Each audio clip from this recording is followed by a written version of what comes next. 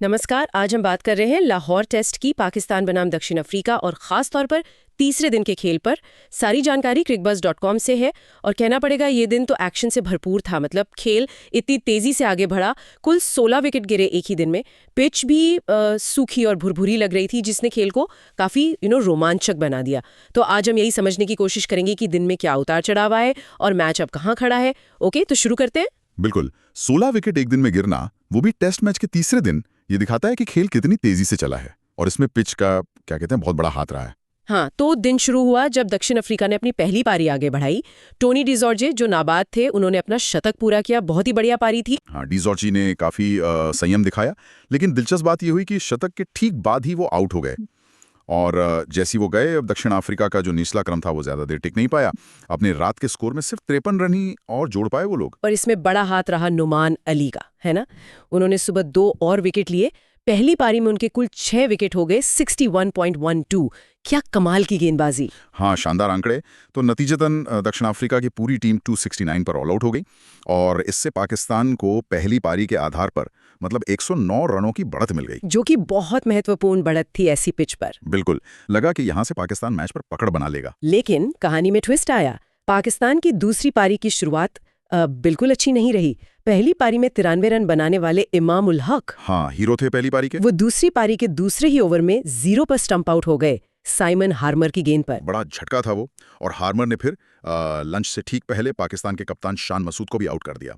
तब पाकिस्तान का स्कोर था सिर्फ 36 रन पर 2 विकेट। हाँ, और साफ दिख रहा था कि पिच स्पिनरों की मदद कर रही है। टर्न भी था, बाउंस भी। बिल्कुल, हार्मर को खास तौर पर अच्छा बाउंस मिल रहा था। लंच के बाद अब्दुल्ला शफीक कुछ देर टिके, 41 रन बनाए, अच्छे भी लग रहे थे। लेकिन फिर उन्होंने अपना विकेट सेनुरन मुथुसामी को कैच देकर गंवा दिया। एक ढीला शॉट था शायद। हाँ, ऐसा लगा कि वो सेट हो रहे थे, पर एकाग्रता भंग हुई। इसके बाद बाबर आजम और सऊद शकील क्रीज पर आए। दोनों ने पारी को संभालने की कोशिश की। हाँ, कुछ स्थिरता आई। 55 रनों की साझेदारी हुई दोनों के बीच। बाबर तो काफी अच्छे टच में दिख रहे थे। उन्होंने मुथुसामी को लगातार 3 चौके भी मारे एक ओवर में। हाँ, उस वक्त लगा कि शायद पाकिस्तान संभल जाएगा, लेकिन फिर खेल ने करवट ली। अगले ही ओवर में कगिसो रबाडा ने बाबर को आउट कर दिया 42 रन पर। वो बड़ा विकेट था, रबाडा को ज्यादा मदद नहीं मिल रही थी, पर उन्होंने अहम मौके पर विकेट लिया। और फिर दूसरे सेशन के खत्म होने से ठीक पहले शकील ने भी अपना विकेट फेंक दिया। 38 रन बनाकर एक स्लॉग स्वीप मारने गए और डीप मिड विकेट पर कैच आउट हो गए। हाँ, वो शॉट उस समय शायद जरूरी नहीं था, सेट बल्लेबाज का ऐसे आउट होना। और फिर तीसरे सेशन की जो शुरुआत हुई, वो तो पाकिस्तान के लिए क्या कहते हैं, एक बुरे सपने जैसी थी। बिल्कुल ताश के पत्तों की तरह ढह गई पारी। अपने आखिरी 5 विकेट सिर्फ 17 रन जोड़कर गंवा दिए, और वो भी सिर्फ 6.3 ओवरों में। अविश्वसनीय पतन था वो। इस बार गेंदबाजी में चमके सेनुरन मुथुसामी, बाएं हाथ के स्पिनर। 5 विकेट लिए उन्होंने 57 रन देकर। हाँ, 5 विकेट हॉल। और साइमन हार्मर ने भी अच्छा साथ दिया, 4 विकेट उनके नाम रहे, 51 रन देकर। तो इन दोनों स्पिनरों ने मिलकर पाकिस्तान को 167 पर समेट दिया। इसका मतलब यह हुआ कि 109 की बढ़त के बावजूद दक्षिण अफ्रीका को जीत के लिए लक्ष्य मिला सिर्फ 277 रनों का। पिच को देखते हुए चुनौतीपूर्ण तो है, लेकिन जिस तरह पाकिस्तान ढहा, उससे दक्षिण अफ्रीका का मनोबल जरूर बढ़ा होगा। पाकिस्तान शायद सोच रहा होगा कि 350 के आसपास का लक्ष्य देते, पर वो हो नहीं पाया। सही कहा।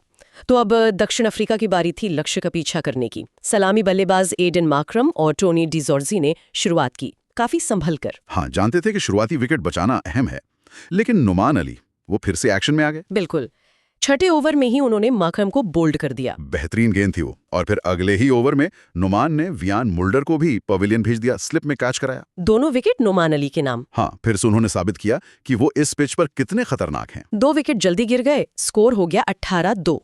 दक्षिण अफ्रीका पर दबाव था, लेकिन फिर क्रीज पर आए बाएं हाथ के बल्लेबाज रेयान रिकेल्टन। उन्होंने पहली पारी के शतकवीर डिजॉर्जी के साथ मिलकर पारी को संभाला। हाँ, दोनों ने सिर्फ विकेट गिरने से रोका, बल्कि अच्छी तकनीक और धैर्य दिखाया, रन भी बनाए।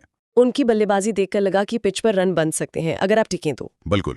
हालांकि पाकिस्तान के पास एक मौका आया था। अब्दुल्ला शफीक ने शॉर्ट लेग पर रिकेल्टन का एक मुश्किल कैच छोड़ दिया। ओहो, वो महंगा पड़ सकता है। हाँ, टेस्ट क्रिकेट में ऐसे मौके अक्सर भारी पड़ते हैं। तो जब दिन का खेल खत्म हुआ, दक्षिण अफ्रीका का स्कोर था 51 रन 2 विकेट पर। रिकेल्टन 29 पर नाबाद थे, डिजॉर्जी भी साथ में थे। अब उन्हें जीत के लिए चाहिए 226 रन, और उनके पास 8 विकेट बाकी हैं। तो कुल मिलाकर एक जबरदस्त दिन रहा। 16 विकेट गिरे, पाकिस्तान ने बढ़त ली, फिर दूसरी पारी में लड़खड़ाए और दक्षिण अफ्रीका ने लक्ष्य का पीछा करते हुए शुरुआती झटकों के बाद कुछ हद तक वापसी की। बिल्कुल। मैच अब एक बहुत ही रोमांचक मोड़ पर है, बहुत संतुलित लग रहा है। दक्षिण अफ्रीका को 226 रन चाहिए, पाकिस्तान को 8 विकेट। देखा जाए तो अगले दिन का खेल, खासकर पहला सेशन, वो निर्णायक होगा। हाँ, वो पहला सेशन बहुत कुछ तय करेगा। तो सोचने वाली बात ये है, एक्सपर्ट्स और फैंस के लिए भी, कि चौथे दिन दक्षिण अफ्रीका के बल्लेबाजों के लिए सबसे बड़ी चुनौती क्या होगी? क्या ये पिच का मिजाज होगा, सूखी, भुरभुरी, टर्न और बाउंस वाली पिच? या फिर लक्ष्य का पीछा करने का जो दबाव होता है वो? हाँ, 277 का लक्ष्य चौथी पारी में आसान नहीं होता। या फिर इन सबसे बढ़कर नुमान अली की फॉर्म, जिन्होंने अब तक मैच में 8 विकेट ले लिए? ये एक अच्छा सवाल है। शायद तीनों का मिला-जुला असर होगा। पिच तो अपना काम करेगी ही, दबाव भी बढ़ेगा जैसे जैसे विकेट गिरेंगे या रन बनेंगे, और नुमान अली तो खतरनाक साबित हो ही रहे हैं। कल का खेल बताएगा कि कौन सी चुनौती सबसे भारी पड़ती है।